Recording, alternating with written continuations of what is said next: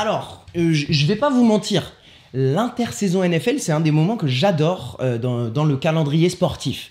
Mais c'est aussi un moment très long et très dur à suivre. Il y a des moments où pendant 2 mois, il se passe rien et boum, d'un coup, t'as Cam Newton qui signe chez les Patriots. Donc je me suis dit, je vais faire une vidéo qui sera le récapitulatif des choses importantes à suivre, à savoir de ce qui s'est passé pendant cette intersaison. Donc ça va être plein d'infos, ça va aller vite, j'espère que vous êtes prêts, mettez votre like et on est parti. Et salut l'équipe, c'est Samy pour Après Sports News, j'espère que vous avez la pêche. Aujourd'hui c'est parti pour tout ce qui s'est passé lors de l'intersaison. Si je ne cite pas des choses que votre équipe a faites, de se débarrasser ou de signer un joueur, c'est que c'est pas si important à mes yeux et tu peux le mettre dans les commentaires. On est parti avec le move le plus intéressant de cette off-season. Tom Brady a quitté les Patriots et Bill Belichick pour rejoindre les Bucks. Et il a même réussi à convaincre son ancien pote Rob Gronkowski de quitter la maison de retraite et de revenir chez les Bucks pour rejoindre Tom Brady, refaire une équipe. On se retrouve à Tampa Bay avec une attaque qui peut être extrêmement forte si jamais la ligne offensive peut tenir. Je suis absolument pas en ordre chronologique pendant cette vidéo. Vous allez peut-être devoir me corriger. Stephon Diggs a été tradé chez les Bills. On donne beaucoup d'armes à Josh Allen. Maintenant, à mes yeux, je pense que ça va être lui le maillon faible pour les Bills pour gagner un Super Bowl. Cette équipe des Bills, elle est prête à gagner un Super Bowl. Défensivement, ils sont carrés. Offensivement, il y a un bon running game. Et il y a des bonnes armes maintenant entre Cole Beasley, Stephon Diggs et le reste des joueurs en attaque. Donc avec Diggs, on donne vraiment à Josh Allen des armes. Mais je doute encore de leur capacité de gagner un match de playoff à cause de Josh Allen. On continue avec les receveurs. Kyler Murray est un homme très heureux à Arizona parce qu'ils ont réussi à faire un trade, un échange avec les Houston Texans pour acquérir DeAndre Hopkins. On a DeAndre Hopkins qui va rejoindre une équipe pleine de bons receveurs. On a Larry Fitzgerald, l'éternel qui ne s'arrête jamais, Christian Kirk, Isabella, Hakeem Butler, du coup DeAndre Hopkins. Il y a beaucoup d'armes. Je pense que ça va être hyper intéressant de voir cette attaque d'Arizona. Par contre, il y a des grosses défenses dans la NFC West, donc on va avoir des gros showdowns, des gros matchs à regarder du côté de la NFC West. DeForest Buckner est tradé des San Francisco 49ers aux Colts pour un premier tour de draft. Belle opération des deux côtés. Philip Rivers, le quarterback vétéran des Chargers, signe maintenant aux Colts. C'est un contrat d'1 an, on va voir ce que ça vaut. Moi, je lui donne une chance à Philip Rivers parce que ses lignes offensives dernièrement étaient absolument horribles. Du côté des Ravens, ils ont réussi à drafter un très bon running back, J.K. Dobbins, mais la meilleure chose qu'ils ont fait pendant cette intersaison, c'est de sélectionner, de signer en free agent Calais Campbell, le defensive lineman des Jaguars. Il est extraordinaire et je pense qu'il rejoint une équipe des Ravens qui est très forte en défense. Par contre, ils viennent de perdre quelqu'un qui a passé un mauvais été. Ils ont décidé de dire au revoir à Earl Thomas qui s'est un peu pris la tête avec son équipe. Earl Thomas qui avait mauvaise réputation dans le vestiaire. Il y a pas mal de vétérans qui sont allés un peu obliger John Harbaugh à virer Earl Thomas. Et il a passé un pas très bon été parce qu'il a failli mourir aussi, Earl Thomas. Il a trompé sa femme et sa femme l'a trouvé et elle lui a mis un gun devant les yeux et a failli tirer. Elle croyait qu'il n'était pas armé, mais sauf qu'il y avait des munitions. Et le pire, c'est qu'il a trompé sa femme avec une nana et avec son propre frère. Trent Williams, le left tackle des Washington Redskins, est allé chez les 49ers. On a une belle ligne offensive chez les 49ers qui s'améliore encore. Du côté des Washington Redskins, ils ont eu la chance de drafter Chase Young pendant la draft, mais par contre, ils ont changé de nom. Donc, ils s'appellent plus les Redskins, ils s'appellent la Washington Football Team.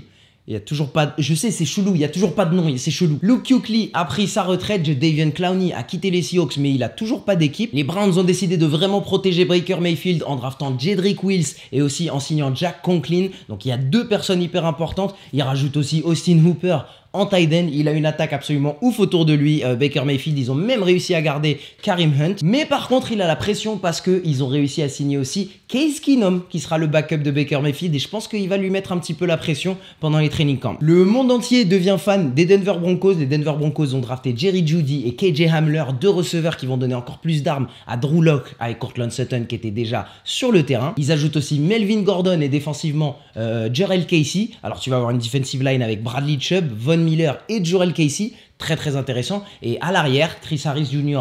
part chez les Chargers, mais les Denver Broncos le remplacent par AJ Bouye. Je vous ai dit, il y a beaucoup d'infos dans cette vidéo. Malcolm Jenkins n'est pas re-signé par les Eagles parce qu'il demandait un petit peu trop de cash et les Saints le récupèrent et revient à l'équipe avec laquelle il a commencé sa carrière. Les Saints continuent offensivement à donner des armes à Drew Brees en signant Emmanuel Sanders. Emmanuel Sanders qui faisait partie des 49ers. Drew Brees, il fait un petit peu entendre parler de lui dans les médias parce qu'il a eu des paroles assez patriotiques, mais jusqu'à en être raciste pendant pendant cette intersaison. Il s'est fait corriger et puis il s'est excusé dans les médias. Alors ça, c'est pas une nouvelle. Les fans des Cowboys sont toujours insupportables parce que j'en ai tous les jours dans mes mentions me disant que les Cowboys vont gagner cette saison parce qu'ils ont drafté CeeDee Lamb. Donc avec CeeDee Lamb, Dak Prescott récupère une attaque avec plein de menaces. Mais Dak Prescott n'a toujours pas de contrat. Il va jouer sur son franchise tag cette année avec un nouveau coach. Je pense que la situation de Dak Prescott et Cowboys, ça va être vraiment délicat à gérer. Surtout, mais les fans des Cowboys, si jamais il se blesse, Dak Prescott, mais j'espère que vous allez lui donner un vrai contrat parce que vous auriez honte de pas lui donner un contrat. Vous imaginez comment tous les joueurs de la NFL vont vous voir si vous payez pas votre quarterback et qu'il se blesse sur son franchise tag. Les fans des Cowboys, moi de mon côté, je leur dis de se calmer sur ce qu'ils attendent de cette saison. Ils ont perdu leur meilleur corner ou peut-être même leur meilleur défenseur, Byron Jones, et ils ont perdu un des joueurs des meilleurs sur la ligne offensive, Travis Frederick. Donc Byron Jones, il est parti à Miami. Travis Frederick, il a accompagné Luke Kuechly à la retraite. Côté des Eagles, on est plutôt content. On a réussi à récupérer Darius Slay, un des meilleurs corners de la ligue, et on a signé Nickel Roby-Coleman, un ancien cornerback qui était chez les Rams. En parlant des Rams, les Rams c'est les soldes chez eux. Ils ont absolument donné tout le monde. Todd Gurley est parti chez les Falcons. Brandon Cooks est parti chez les Texans pour remplacer DeAndre Hopkins. Cam Newton est parti chez les Patriots. J'en ai fait une vidéo. Si tu veux voir la vidéo, je la mets dans les fiches juste en haut, ou alors elle sera dans le premier lien dans la description. Nick Foles se fait trader. Il avait un très gros contrat. Nick Foles se fait trader des Jaguars chez les Bears. Alors les Bears mettent enfin la pression à Mitchell Trubisky et acceptent que Mitchell Trubisky c'était une erreur. Ils l'ont quand même drafté au-dessus de Patrick Mahomes. Pour continuer avec les quarterbacks qui essaient de trouver une place en NFL, Andy Dalton va devenir le remplaçant de Dak Prescott aux Cowboys et Teddy Bridgewater devient le titulaire chez les Carolina Panthers. Joe Burrow est sélectionné numéro 1 chez les Bengals. Tua, le quarterback d'Alabama, est sélectionné chez Miami. Les Eagles, j'ai pas trop compris, ils ont drafté Jalen Hurst, mais ils disent qu'ils sont très contents de lui et que c'est un bon quarterback. Ok, à mes yeux, Carson Wentz, ça reste le titulaire, et peut-être même un des candidats au titre de MVP cette année, mais vas-y, laissez-moi tranquille. Scandale à la fin du premier tour de draft, les Packers sélectionnent un quarterback au premier tour avec Jordan Love, qui va mettre maintenant la pression à Aaron Rodgers, qui se fait vieux Aaron Rodgers, peut-être qu'il a vite envie de passer à autre chose. Et moi ça va m'énerver, moi je vous le dis, ça m'énerve. Quand Bill Belichick, il va envoyer un 8e tour de draft aux Packers pour récupérer Aaron Rodgers, moi je vais pas être content. Jamal Adams est tradé des Jets pour aller aux Seahawks. Patrick Mahomes signe un contrat de 500 millions de dollars pour 10 ans chez les Chiefs. Et c'est tout pour les mouvements de joueurs en NFL. Et n'hésitez pas à en écrire dans les commentaires, je suis sûr que j'en ai oublié qui sont importants. Et puis la Ligue a changé aussi, restez là un petit peu, la Ligue a changé, ils ont signé une nouvelle convention collective, j'en ai parlé dans une vidéo aussi je crois, je vous mettrai le lien aussi en dessous dans la description. Mais pour vous le faire vite, qu'est-ce qui s'est passé? Il y aura peut-être 17 matchs dans une saison régulière à partir de 2021, les propriétaires d'équipes ont le droit de changer un petit peu la saison régulière, à rajouter un match de plus.